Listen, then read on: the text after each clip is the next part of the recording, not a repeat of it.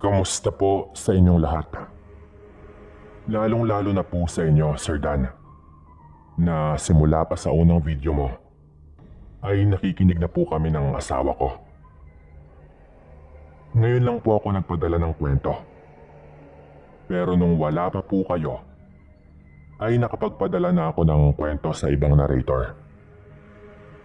Tawagin niyo na lamang po ako sa pangalang Ruel. Ako po ay taga Leyte. Pero hanggang dyan lang po ang mababanggit ko. Minsan sa buhay natin, meron po talaga tayong mga karanasan na mahirap ipaliwanag o paniwalaan. Hindi ko rin kayo pipilitin na paniwalaan itong ikukwento ko. Ang nais ko lamang po, Sir Dan, ay may bahagi ito at mapakinggan po ninyo. Lumaki po ako sa isang simple at noon ay tahimik na baryo. Wala pang kung ano-anong mga bagay ang mga tao noon. Tuwing gabi po noon ay pumupunta kami sa kapitbahay namin upang makinig sa mga drama sa radyo. Mga alas 6 hanggang alas 9 lang po ng gabi yon. Dahil hanggang doon lang po ang mga drama sa radyo noong panahon na yon. Mga alas 5:30 pa lang po ng hapon ay kakain na kami ng hapunan. Dahil talagang inaabangan po namin noon ang mga drama sa radyo. Lalo at masaya po talaga ang makinig kapag marami kayong nakikinig. Parang may kakaibang pananabik kapag meron kang nakakasama. Parang tulad din ng panonood ng isang pelikula kasama ang pamilya o mga barkada. Isang gabi habang nakikinig kami ng drama, nakaupo kami sa papag ng bahay nila Aling Loleng, kapitbahay din namin. Nang biglang mapatayo sa kanyang pagkakaupo ang tatay ko. Pare, pwede bang pakihinaan muna ang radyo ninyo? Wika ni tatay kay Mang Renato. Asawa ni Aling Loleng na kumpare ng tatay ko dahil ang anak ni Aling Loleng ay ninong nito ang tatay ko. Nung hininaan ni Mang Renato ang radyo, nagtinginan kaming lahat na nandoon. At napaisip kung bakit nasabi yun ni tatay. Nagtanong agad si nanay kung ano ba yon. Lalo at nakikinig nga kaming lahat ng drama sa radyo. Ako lang ba ang nakakarinig nun? Wakwak ba yun? Wika noon ni tatay. Nang marinig namin yon, yung mga bata na nandoon banda sa may labas ng bahay ay nagmadaling pumasok. Ilang sandali lang pagkatapos sabihin niyo ni tatay, ay agad nga kaming nakarinig ng napakalakas na huni ng wakwak. Talagang malakas yon, Sir Dan. At alam na alam namin ang pinagkaiba kaysa sa huni ng ibon. Pakiramdam namin noon, halos dumaan lang siya sa itaas mismo ng kinalalagyan ng bahay nila Aling Loleng. Ang sabi agad ni tatay, isang bagong aswang lang raw ang bara-barang dadaan doon sa ganun kaagang oras. Wala pang alas 7 ng gabi noon, Sir Dan. Mabilis lang po yun at parang pababa na po ang tunog. Yun bang parang galing na po kung saan at bigla na pong lumapag. Ilang sandali lang po nun, Sir Dan. Narinig na naming nagkakahulan ng mga aso sa hindi kalayuan. Naisip agad nila tatay noon na mukhang taga doon lang din sa baryo namin ang wakwak na yon. Yung akala naming kakalipad lang, baka pauwi na pala galing sa pangangaswang. Yung mga nakikinig ng radyo noon na mga kapitbahay din namin ay agad na nagsiuwian, lalo at madilim din sa daan dahil wala pang kuryente noon sa baryo namin. Sa totoo lang, Sir Dan, noong mga panahon po na iyon ay talagang natatakot yung mga tao kapag napag-uusapan ng mga aswang. Kaya kahit makarinig lang ng huni, nag-uwian ang mga ito. Lalo na yung may mga dalang bata. Noong araw po kasi, ay mas agresibo ang mga aswang. Mas lantaran silang ng bibiktima. Lalo na po ng mga alagang hayop. Hindi tulad ngayon na parang hindi sila ganon ka-agresibo. Malapit lang po sa bahay namin yon, Sir Dan. Siguro, nanlalaban pa yung hayop nung marinig naming parang may asong tumatahol sa itaas. Dinagit daw po ng aswang ang asong yon. Ang nakakabigla pa po doon, Sir Dan, sa may tabing dagat ay nakita ang gutay-gutay na katawan ng hayop. Kinaumagahan po niyan, na parang itinapon lang yun doon. Meron yung tali sa leeg, kaya agad po yung nakilala ng may-ari. Yun po yung parehong aso na sinasabi nitong dinagit di umano ng wakwak. Habang kumakain po kami nila tatay, ay napag-usapan po namin ang tungkol sa mga nangyari. Ang sabi ni tatay, kinakabahan ako sa nangyayari dito sa baryo. Puro hayop lang ang nawawala nitong mga nakaraan. Pero kapag bago yung aswang, ganoon talaga. Ang nakakatakot lang dito, darating at darating ito sa punto na maghahanap siya ng laman ng tao.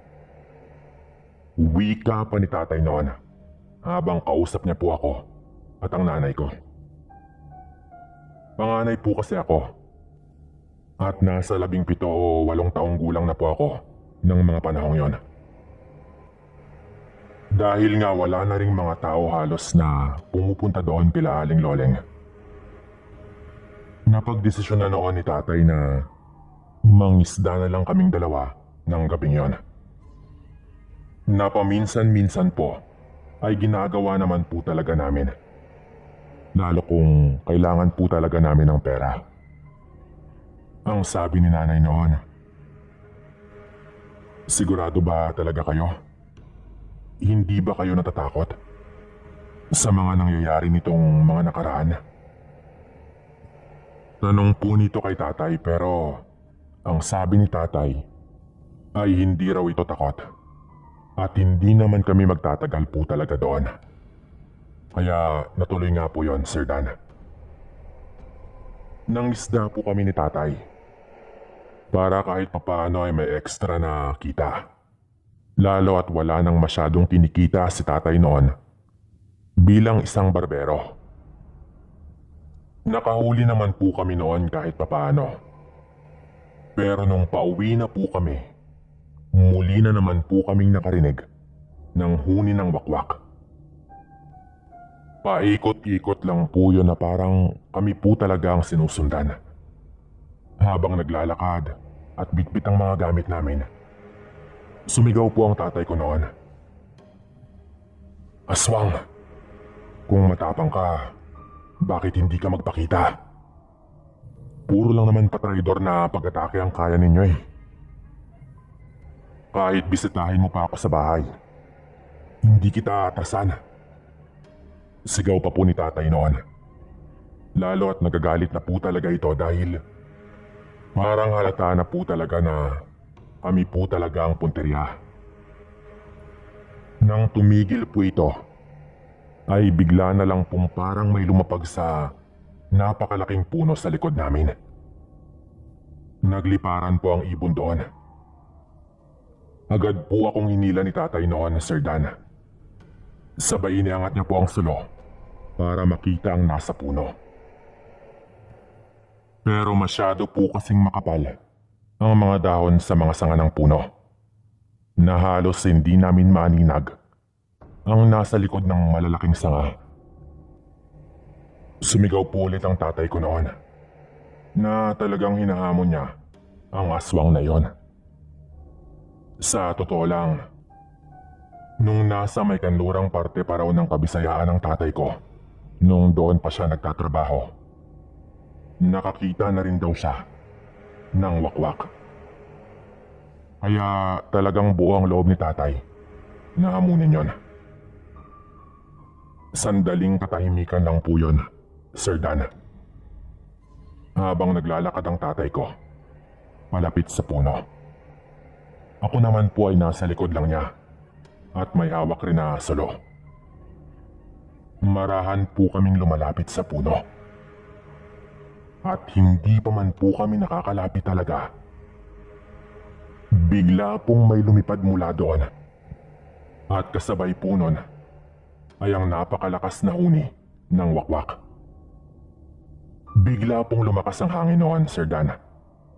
At nung tiningala po namin yon,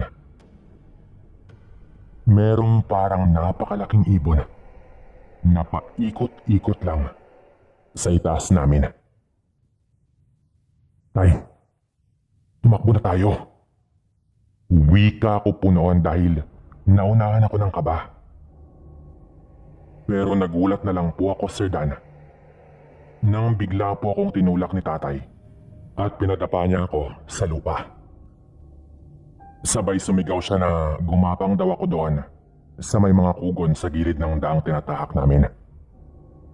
Mabilis ko naman po yung ginawa. At nung lumingon po ako, winawas-iwas na ni tatay ang solo. At sinusubukan ding tagayin ng wakwak na halos nasa uluhan na niya. Yung tipong mabilis po itong nagpapaikot-ikot na parang gusto nitong dagitin ang tatay ko. Napapikit po ako nang bigla itong bumalik sa direksyon ng tatay ko.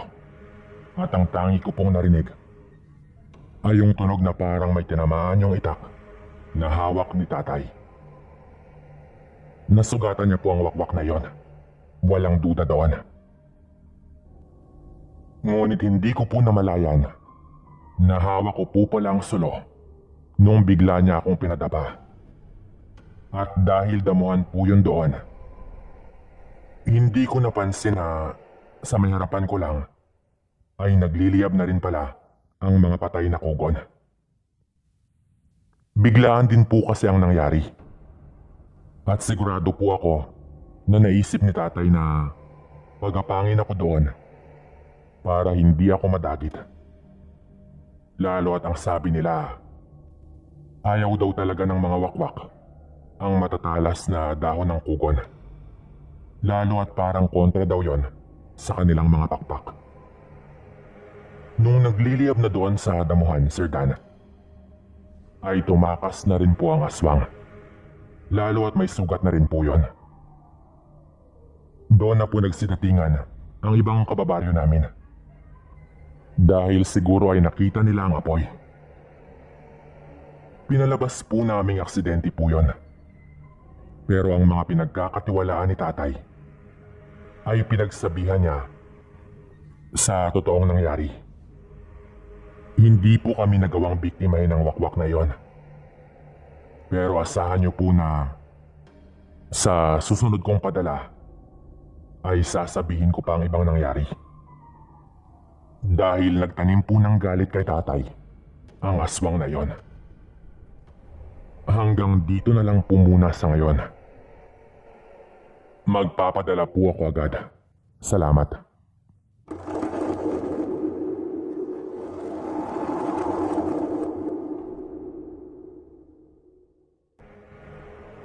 Bago po ang lahat, gusto ko lamang pong linawin na ang kwentong ito ay kwento pa ng tatay ng Lola Milagros ko. Itago po natin siya sa pangalang Lolo Dante. Bale, apo na niya po ako sa tuhod. At nakwento lang din sa amin ng paulit-ulit ni Lola Milagros ang buong pangyayari. Bagay na talagang tumatak na sa amin noon pa man. Taong 1865. Ito yung parehong taon na nagkakilala raw ang mga magulang ni Lola Milagros, si Lolo Dante at Lola Tina. Noong mga panahon daw na iyon, ay hamak na manggagapas sa palayan lamang si Lolo Dante. Samantalang ang Lola Tina ko naman ay medyo may kaya na raw ang pamilya noon. Dahil yung lupang sakahan kung saan nanggagapas si Lolo Dante kapag anihan ay pinagmamayarian daw ng pamilya ni Lola Tina. Nililinaw ko lamang po hindi po sila mag-asawa ng mga panahong ito. Ni hindi pa nga raw nagpapansinan. Tamang tingin na nga lang daw si Lolo Dante. Nakaw pa. Isang araw na nagkataong anihan. Habang gumagapas ng palay si Lolo Dante, napatras siya ng mapakan niya ang katawan ng isang patay na hayop na punong-puno na raw ng langaw. Naamoy niya naman na parang may nabubulok na laman sa malapit. Pero masyado siyang abala sa paggapas na hindi niya yon hinanap. Hindi naman ito akalain na sobrang lapit lang pala sa kanya nun. At hindi lang yon katawan ng kung anong hayop. Katawan yon ng isang kalabaw. Kalabaw na ayon daw kay Lolo ay ilang araw na ring nawawala. Sa lapad ng palayan ay hindi nila akalaing doon yon mapapadpad. Lalo at malayo daw doon banda ang lugar kung saan nakatali ang kalabaw bago yun nawala. Ang nakakapagtaka pa raw doon ay parang yung lamang loob lang nun ang kinuha. Agad na nagtawag si Lolo ng iba niyang mga kasamahan at sinabi niya ang tungkol sa kanyang natagpuan. Naging palaisipan sa mga taga roon ang nangyari. Lalo na kung paano napunta doon ang hayop. Ang pinakamalapit nilang naisip ay baka hinila daw papunta doon ang kalabaw. Dahil kapag gabi po talaga ay walang tao doon, syempre gitna yun ng palayan. Nung nandoon na raw sa gitna ay baka doon na pinatay ang hayop. Na talaga namang maaari ring mangyari. Lalo na kapag kilala rin ng kalabaw na iyon kung sino man ang pumatay sa kanya ng gabing yon. Ang iniisip pa ng iba noon, baka hindi lang isa ang may gawa. Ngunit nananatili ang malaking katanungan sa mga taga roon. At yun ay kung ano nga ba ang dahilan ng taong gumawa nun. At kung tao nga ba o baka hindi normal na tao. Nagsimulang magtanong-tanong raw ang pamilya nila Lola Tina tungkol nga sa nangyaring yon. Inisa-isa nila ang mga trabahador at kung nasaan ang mga ito ng gabing yon. Doon na raw po natagpuan ng pamilya nila Lola Tina sa isang kubong pinagmamayarian ng tinatawag nila Lolo Dante sa pangalang Mang Ador.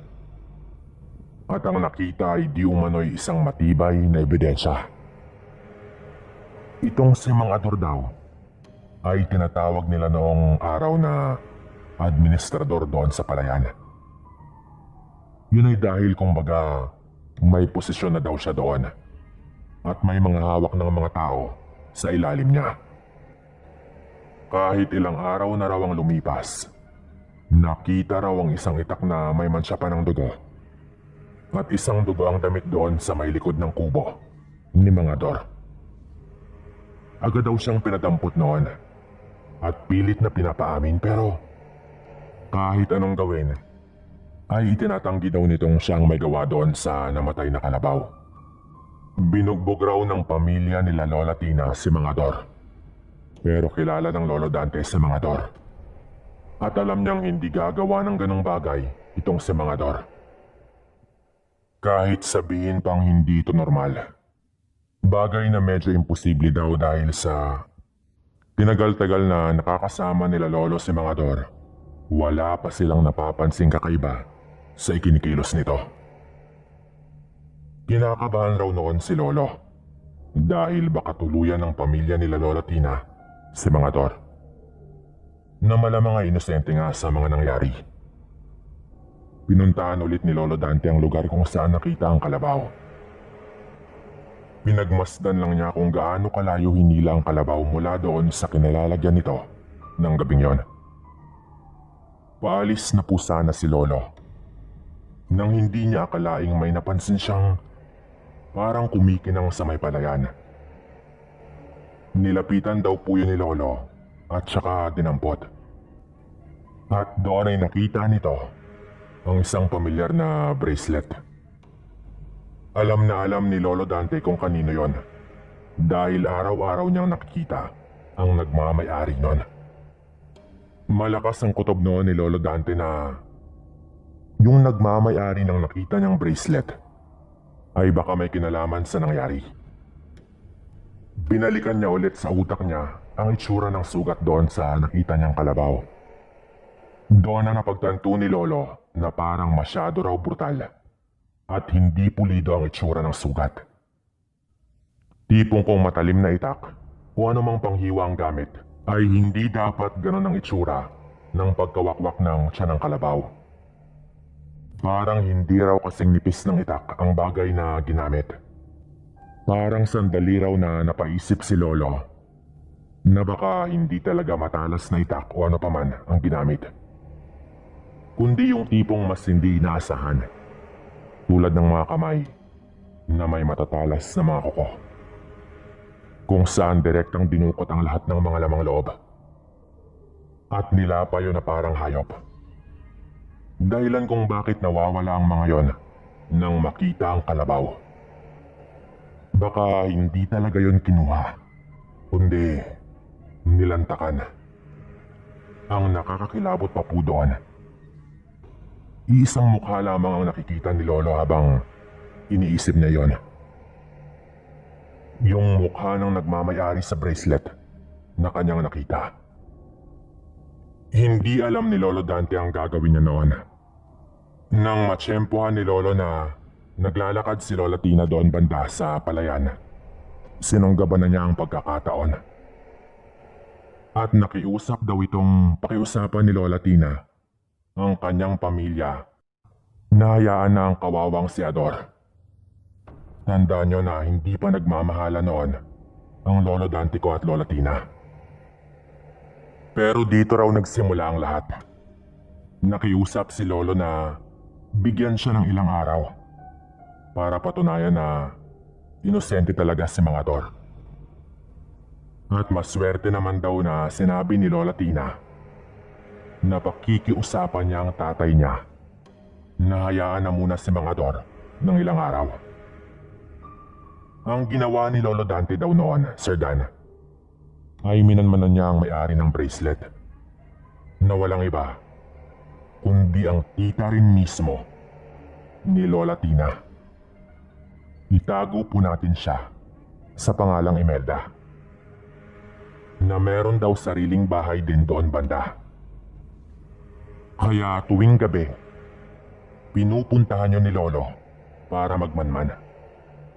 Sa unang 2 araw pa lang daw, ay walang napala ang Lolo Dante ko. Kaya sa sumunod na araw, sinabihan na ni Lola Tina si Lolo na baka mapahamak na talaga si Mang Ador. Mahigpit daw kasi ang tatay ni Lola Tina at ayaw na ayaw nito na tinatraidor siya. Hindi mahalaga ang isang kalabaw, kundi ang kawalan ng respeto ng kung sino mang gumawa nun. Napilitan ang ipakita ni Lolo Dante ang natagpuan niyang bracelet. At nagulat raw si Lolo nang sabihin ni Lola Tina na napansin din daw niya na kakaiba ang ikinikilos ng kanyang tita Imelda, na may hinala rin daw siyang aswang ito. Kaya nung pangatlong gabi, 2 silang nagbantay sa labas ng bahay ni Imelda. Pero mga 30 minuto pa lang daw sila doon, nakarinig sila ng hangil sa loob ng bahay. Gusto yung pasukin ni Lolo Dante, pero pinigilan nito ni Lola Tina. Habang nasa labas sila at nag-uusap kung anong magandang gawin, Bigla raw may tumalon sa bintana. At nakita nila mismo ang isang babaeng lubos na pamilyar sa kanila. Ayon pa kay Lolo, napayuko daw sila noon habang pinagmamasdang gumagapang sa damuhan si Imelda. Napakagulo daw ng buhok nun. Malayo raw sa laging maayos nitong buhok. Bigla raw nitong hinubad ang kanyang damit at nagulat sila Lolo nang dahan-dahan daw na nagbabago ang anyo ng tita ni Lola Tina. Tinakpan agad ni Lolo ang bunganga ni Lola Tina. Pero nakakapagtakang kalmado lang daw si Lola Tina. Kaya agad din yung inalis ni Lolo. Ayon pa raw kay Lolo Dante, mabilis daw na nagsuot sa may kakahuyan si Imelda. Pero nasaan yung tao pa rin daw yon. May mga pagbabago nga lang raw. Tulad ng buhaghag na buhok at mapupulang mata. Pagkaalis nito, nagmadali sila Lolo na pasukin ang bahay. At doon na tumambad sa kanila ang ilang piraso ng dugoang damit. At duguan din daw ang sahig ng silid nito. At maging ang amoy daw nito, parang nabubulok na laman. Doon naisip nila Lolo na yung itak na may dugo at yung damit na puno rin ng dugo na nakita sa likod ng bahay nila Mang Ador ay mukhang ginawan lang ng paraan ni Imelda. Mukhang isang bagong aswang daw ang tita ni Lola Tina. Palabas na raw sana sila nang marinig nila ang langit-ngit ng pagbukas ng pinto.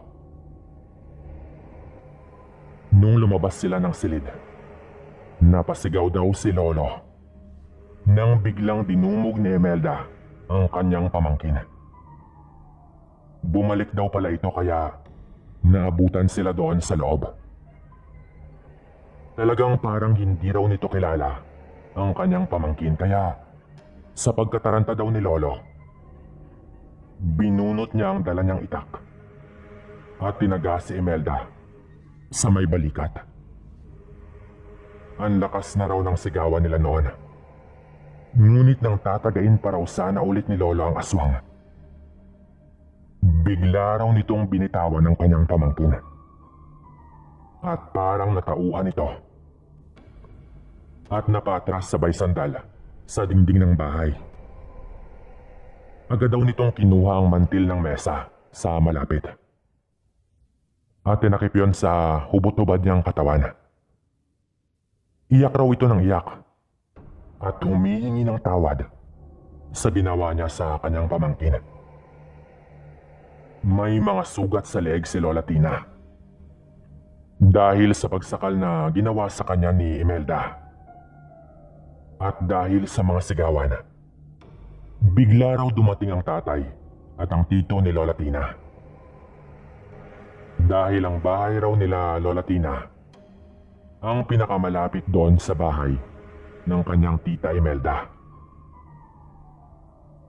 Agad na binitawan ni Lolo ang kanyang hawak na itak. Dahil alam niyang malilintikan siya dahil sino ba namang maniniwala sa mga aswang. Pero bago pa man daw magalit kay Lolo ang tatay ni Lola Tina, umamin na sa lahat si Lola Imelda. At ang nakakatakot pa po doon, habang ginagawa daw po niya iyon, ay dinidilaan ito ang kanyang sugat sa balikat. Dahil doon ay mabilis na isinara ng tatay ni Lola Tina ang pinto ng bahay. At maging ito raw ay litong-lito rin sa kung ano ang gagawin. Dinampot daw nito ang itak at talagang tatagain sana nito ang kanyang kapatid na si Imelda. Pero pinigilan siya ni Lola Tina. Dahil daw doon ay pinakawalan si Mang Ador at sinubukan daw ng pamilya na ipagamot si Imelda. Pero ang nangyari raw ay bumigay ang katawan nito at namatay ito habang sinusubukan ng albularyong tanggalin ang pagkaaswang nito. Ayon pa kay Lolo, ang nakaalam lang daw nun ay siya, si Lola Tina, ang tatay at tito ni Lola Tina na nandoon din ng gabing yon, at maging si Mang Ador. Dahil sa paghingi daw ng tawad ng tatay ni Lola Tina sa kanyang mga nagawa kay Mang Ador, ay inamin niya ang totoong salarin. Nanahimik sila tungkol doon. Pero dahil din daw doon, kaya nagkamabutihan si Lolo Dante at Lola Tina. Kahit noon pa man, nandyan lang sila, Sir Dan. Hindi mo alam, baka kapitbahay mo lang. O baka kapamilya mo na pala. Hanggang dito na lang po. Salamat.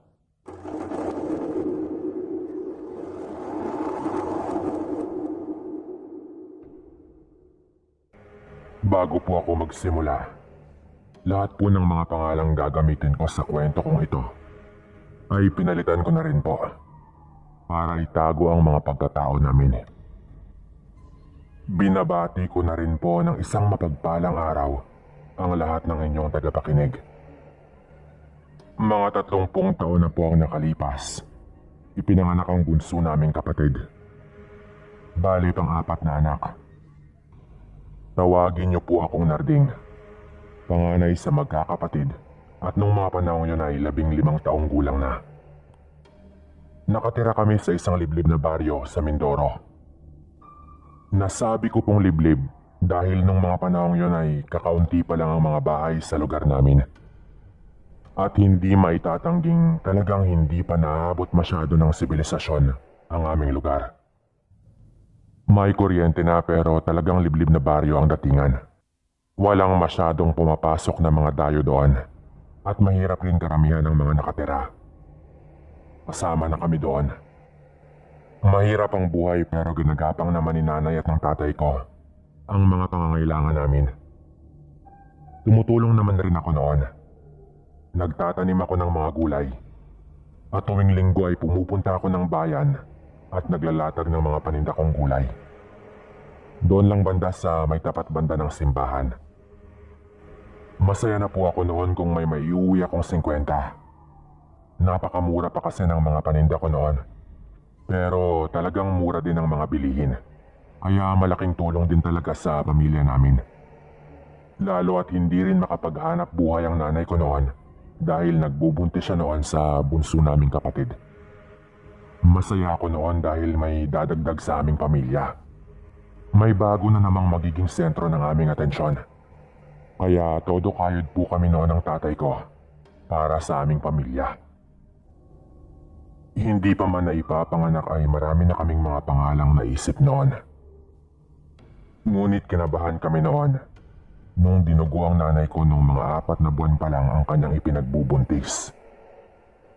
Wala naman siyang ginagawang mabigat sa bahay pero bigla na lamang po itong dinugo. Sa pagbubuntis niya sa aming magkakapatid, hindi daw talaga siya nakaranas ng ganon.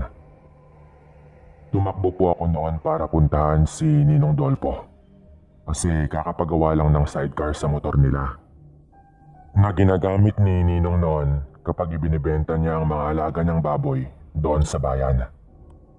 Ang sabi ni tatay, baka pwede yung gamitin para maidala agad ang nanay ko sa ospital doon sa bayan. Hindi naman nag-alangan si Ninong Dolpo noon na tulungan kami. Wala pa yung bubong.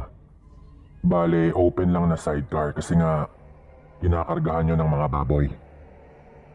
Doon po namin kinarga si nanay noon habang dinudugo na po ito. Ang hirap pa po noon kasi medyo malubak po ang daan na hindi pa sementado. Pero kinaya naman po yun ni nanay at umabot kami sa ospital. Ang sabi ay mahina lang daw ang kapit ng bata. Kaya may mga ibinigay na gamot ang doktor. At nakalabas din naman agad si nanay sa ospital kinabukasan. Akala ko po noon ay talagang yun lang ang dahilan, pero nung mismong araw na nakalabas ng ospital ang nanay ko, narinig ko silang nag-uusap ni tatay. Ano ba kasi ang nakita mo? Nung gabing ginigising mo ako? Tanong ni tatay sa nanay ko. Ito po talaga ang inabutan ko. Habang nasa may labas lang ako ng kanilang kwarto. Maitim. Napakaitim. Kalahati lang ng mukha niya yung nakita ko. At yung kamay niyang nakakapit sa bintana, pero napakapula ng mata. At yung kamay niya ay mahahaba ang mga kuko. At napakaitim din. Medyo mabalahibo. Narinig ko pang sagot ng nanay ko noon kay tatay. Napakadali lang po kasing buksan ang bintana ng kwarto nila. Tapos, lagi rin silang may pailaw na gasera sa kwarto. Lalo at buntis ang nanay ko. Pinigilan ko ang sarili ko noon na magtanong tungkol sa mga narinig ko. At tumayo lang ako doon at patuloy na nakinig. Alam kong may mali eh. Ang sabi ni kumparing Dolpo, may napansin din daw siyang umaaligid na nilalang na may kakaibang anyo doon sa kanilang babuyan. Mukhang may bagong aswang na gumagala. O baka naman matagal na. Pero ngayon lang sumusubok na mambiktima dito banda. Dagdag pa ni tatay na parang makahulugan po ang kanyang tono. Yun bang tipong parang may iniisip siyang kung sino na ayaw niyang direktahin. Nang marinig kong tumayo na si tatay sa higaan at palabas na ng kwarto, umatras ako agad sa may labas ng pinto sa harap ng bahay. At pinagpag ko ang tsinelas ko doon banda, na kunwari ay kakarating ko lamang. Kakarating mo lang? Tanong agad ni tatay nung lumabas ito ng kwarto. Oo tay.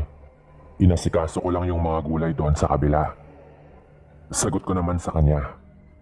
Ang sinasabi kong kabila ay doon sa lupang pinagmamay-arian ng tita ko na pinapagamit na lang din sa amin para mataniman din ang gulay. Mga 3 araw ang nakalipas.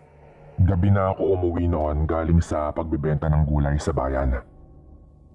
Inabot ako ng gabi dahil talagang pinaubos ko ang gulay. Hanggang mga alas 7 yata ng gabi yon. Hindi naman kasi pwede na bitbitin ko pa yon pabalik. Lalo at wala naman ding masakyan papasok doon sa baryo namin. Maglalakad ka po talaga papasok doon.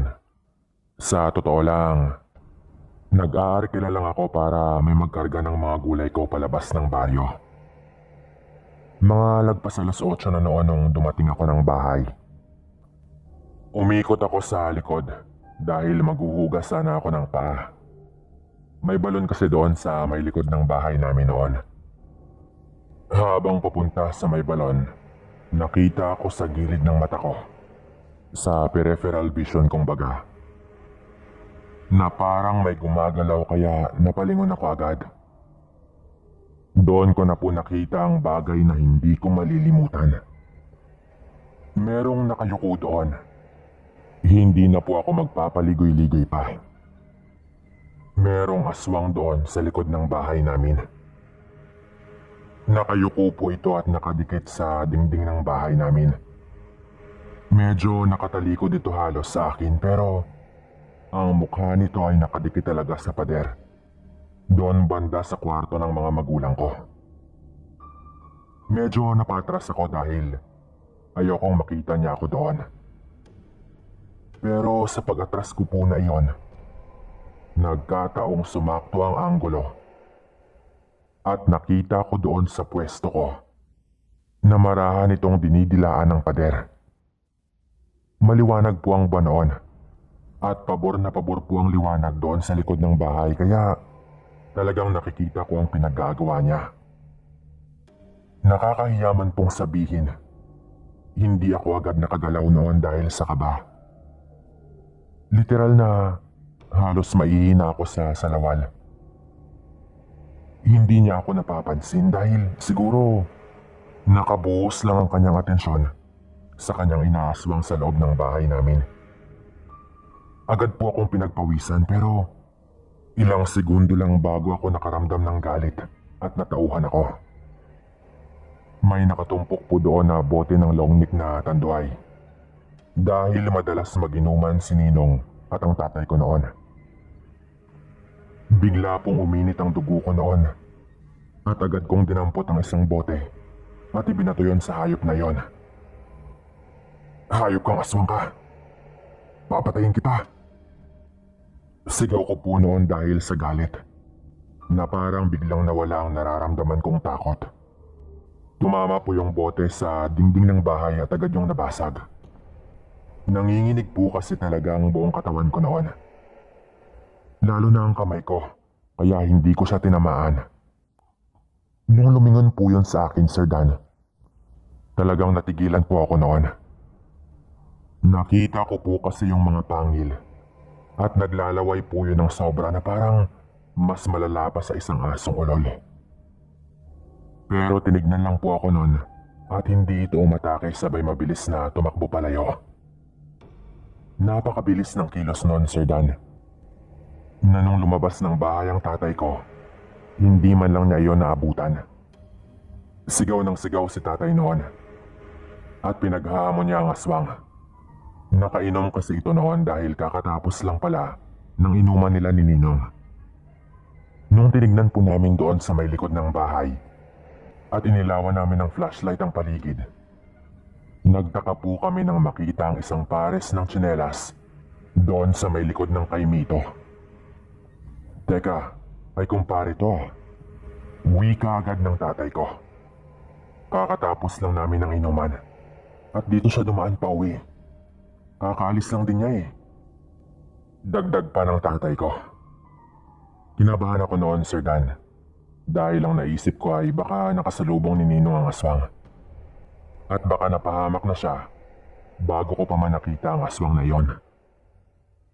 Pero natigilan lang si tatay noon na parang nag-iisip. Sabay pumasok na kami sa bahay. Mukhang may kakaiba talaga sa kumpare natin, Beng. Wika ni tatay sa nanay ko. Si nanay naman ay parang nagdududa na rin. Naguluhan po ako noon.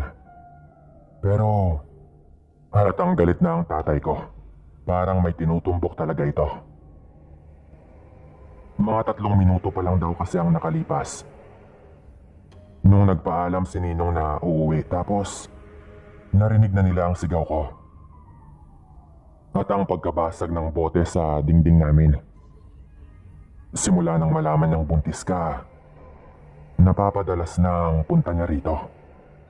Wag na wag lang talagang tumama ang hinala ko. At makakapatay ako ng kumpare ko. Galit na dagdag pa ng tatay ko noon. Wala din naman kaming kapitbahay noon. Talagang malayo-layo kasi ang agwat ng mga bahay. At parang ang bahay pa ni Ninong ang pinakamalapit sa amin. Litong-lito po ako noon, Sir Dan. Pero sobrang bilis ng mga pangyayari na meron pa palang mas malalang mangyayari. Simula noon ay 2 araw nang hindi pumunta doon sa bahay ang ninong ko. Ayaw din naman ni tatay na siyang pumunta doon sa kanila. Dahil parang napagtagpi-tagpi na niya ang nangyari at malakas ang kanyang hinala. Baka away para wag ang puntahan kapag napadpad si tatay doon sa kanila. Noong 3 araw, nagulat kami ng mga 8:00 ng gabi dahil kumakatok sa pinto namin ang asawa ni Ninong, dala-dala pa ang kanilang anak, na noon ay wala pang 1 taong gulang. Itago natin siya sa pangalang Tita Nelia. Nung pinagbuksan siya ng tatay ko, hingal na hingal ito at umiiyak na. Nung tinanong namin, lalo kaming nagimbal sa mga sinabi nito. Naabutan daw kasi niya sa kwarto si Ninong na nakayuko habang nakahiga ang kanilang anak. Agad raw siyang nagulat nang makita niyang naglalaway ito at napakasama ng titig sa kanilang anak na parang wala ito sa kanyang sarili. Nang makita raw niya ang pangil at parang kulang na lang ay kainin na nito ang kanilang anak, Mabilisan siyang pumunta sa kanilang kusina at kinuha niya ang itak. Tinaga daw ni Tita Nelia si Ninong sa kanyang likod. Sabay binitbit ang kanilang anak at tumakbo palabas ng bahay. Paulit-ulit niyang sinasabi na aswang daw si Ninong. Lalo at napansin din daw niya na kakaibang mga ikinikilos nito ng mga nakaraang araw. Nagmadaling kumuha ng itak si tatay noon at sinabihan kaming isara lahat ng pinto at bintana. Sabay mabilis niyang pinuntahan sa bahay nila si Ninong. Grabe ang kaba namin noon, Sir Dan. Pero mga ilang minuto, nakabalik naman agad si tatay. Wala raw si Ninong doon sa kanilang bahay pero nagkalat daw ang dugo doon. Ang nakakapagtaka doon, Sir Dan, pagkatapos ng gabing yon, talagang wala nang bakas ni Ninong. Hindi ito namin mahanap kahit saan. Ipinalabas na lang namin noon na nag-away silang mag-asawa at naglayas ang ninong ko. Kami-kami lang ang nakakaalam sa totoong nangyari. Ang sabi ni Tita Nelia, sa likod niya raw tinamaan kaya alam niyang hindi yun ganun kalubha. At mababaw lang din naman yon dahil hindi naman ganun katalas ang gamit niyang itak. Isa pa, maliit lang din na babae si Tita Nelia. Ngunit hindi raw nadidilaan ng aswang ang sugat sa likod. Kaya nagdadalawang isip din kami noon. Pero dahil walang kahit anong balita sa kanya noon, alam naming buhay pa siya, Sir Dan. Pero hindi namin alam kung bakit ni minsan hindi man lang ito bumalik. Nung nakaraang taon lang ay nabalitaan namin na nakita raw siya ng kababaryo namin doon sa Palawan. Pero hindi namin alam kung totoo. Kami lang din talaga ang naniniwala na aswang siya. Dahil kami lang din naman ang nakasaksi. Nakapangasawa na rin ang iba si Tita Nelia. Kasi nga napakatagal na nun. Pero ito po ang kwento ko tungkol doon. Hanggang dito na lang po ito. Salamat.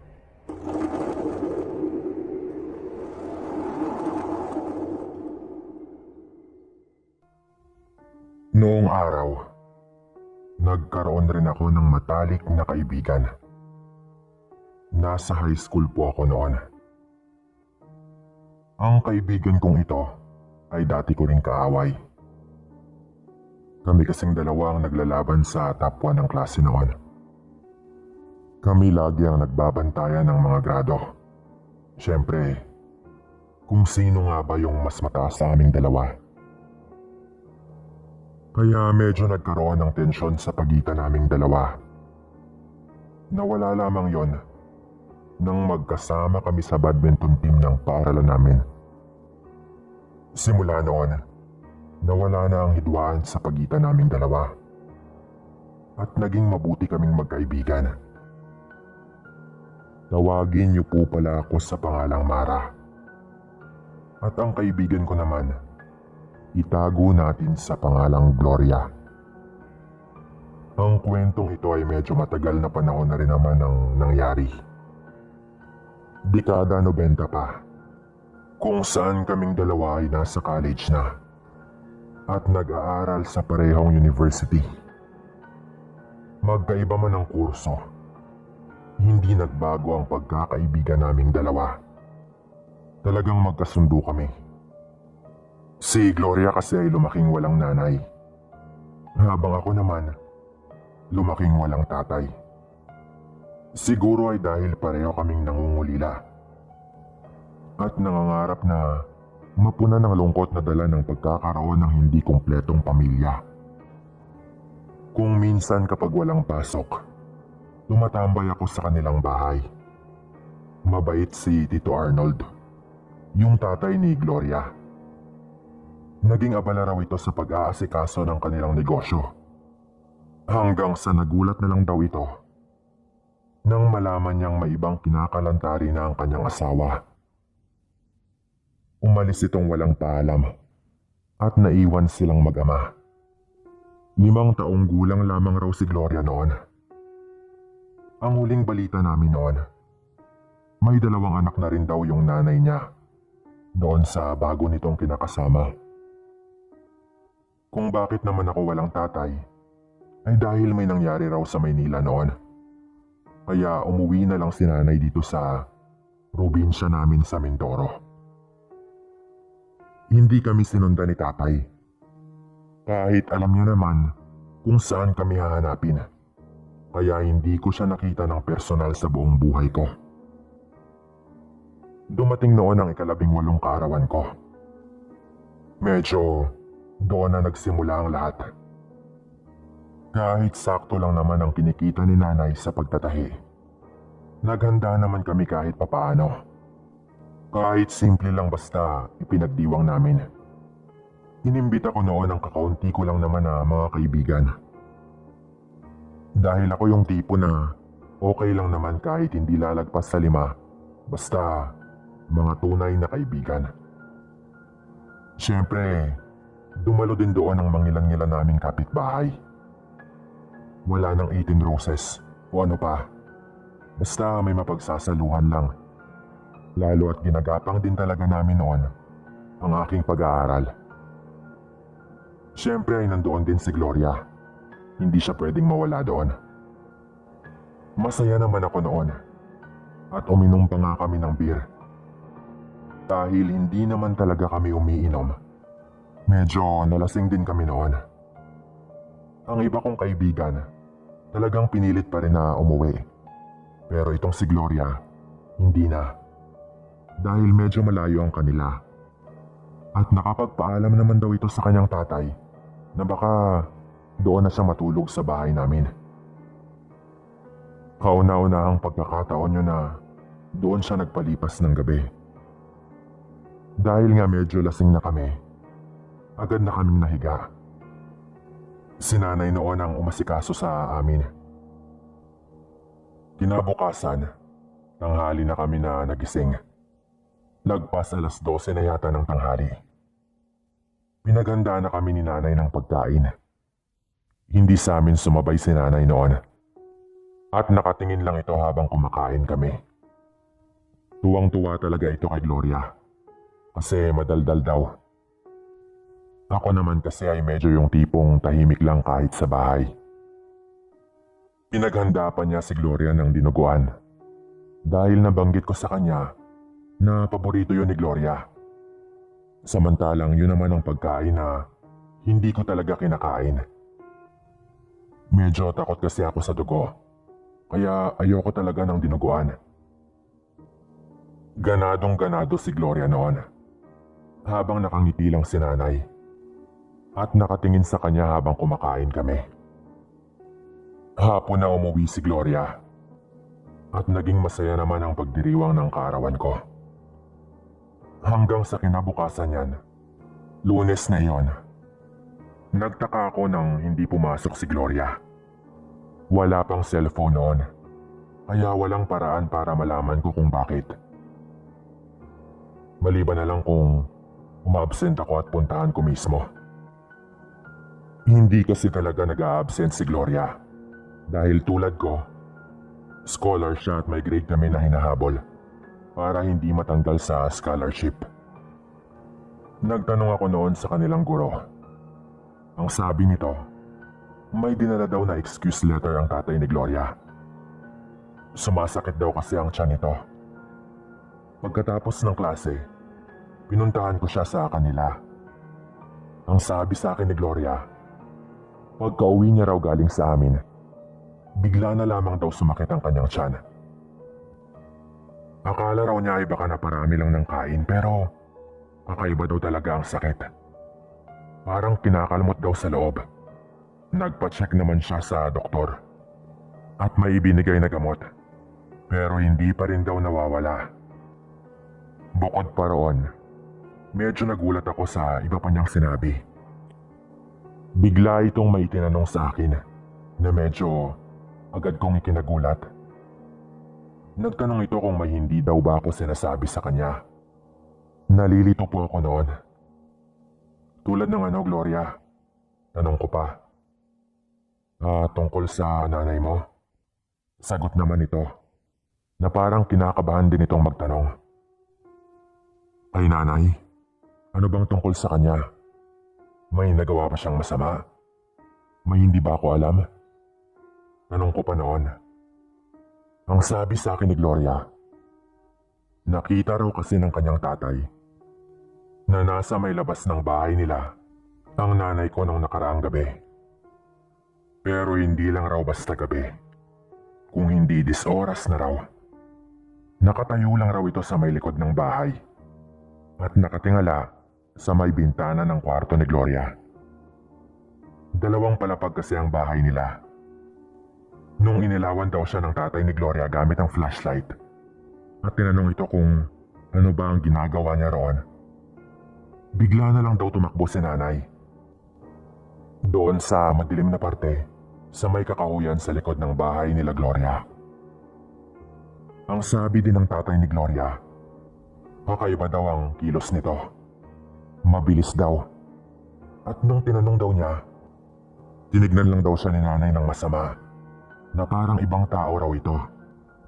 Sabay mabilis na tumakbo. Kahit ang mga mata raw nito, talagang nanlilisik. Ang sabi ko ay baka nagkamali lang sila at hindi talaga yon ang nanay ko.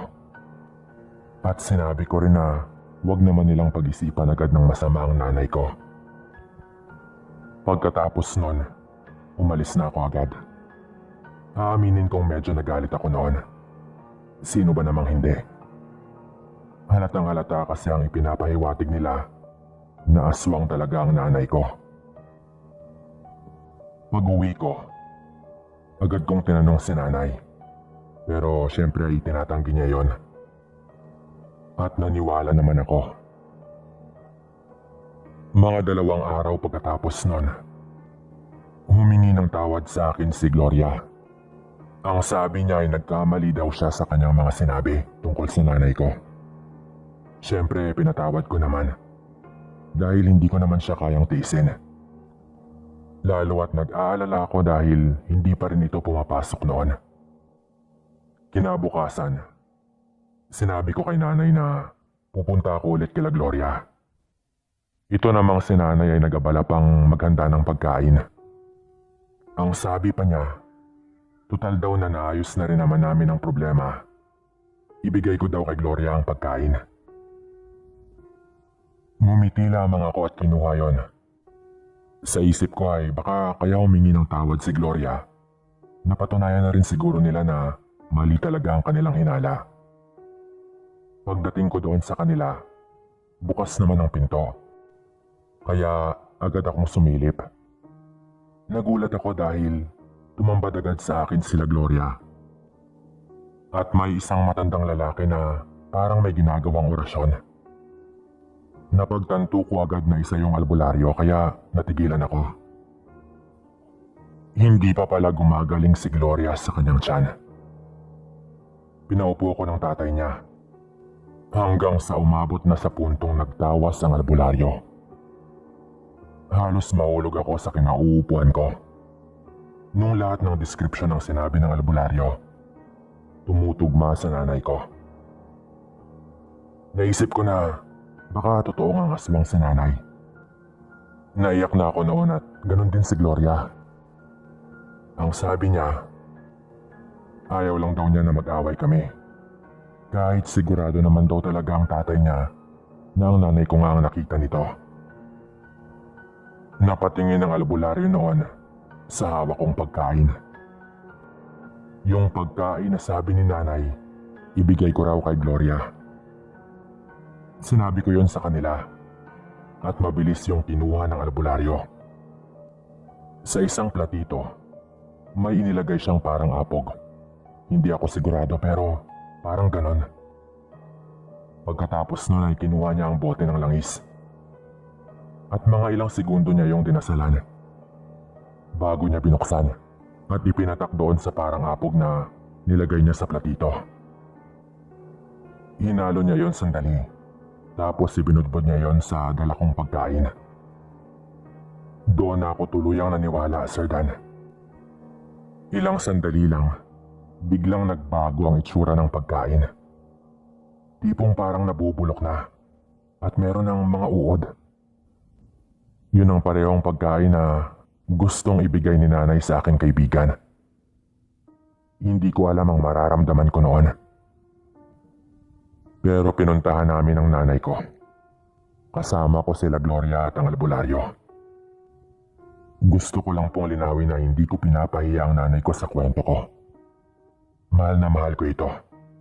Pero nung pinuntahan namin, hindi na talaga ito nakatanggi. Inamin nito ang lahat. Hindi raw kasi ito makapagpigil. Dahil napakatagal na panahon na siyang nagtitiis na huwag mang biktima ng kahit sino. Galit na galit noon ang tatay ni Gloria pero mabuti na lang at napakabait ni Gloria. At napakiusapan naman sila na huwag saktan ang nanay ko. Basta itigil na nito ang kanyang ginagawa. Doon na po lumayo ang loob ko sa nanay ko. Kahit ako ay natakot na baka atakihin siya ng kanyang pag-aswang at ako ang kanyang biktimahin. Hanggang sa nagtapos ako at nakapagtrabaho sa ibang lugar. Pero kahit kailan, hindi ko pinabayaan ang nanay ko.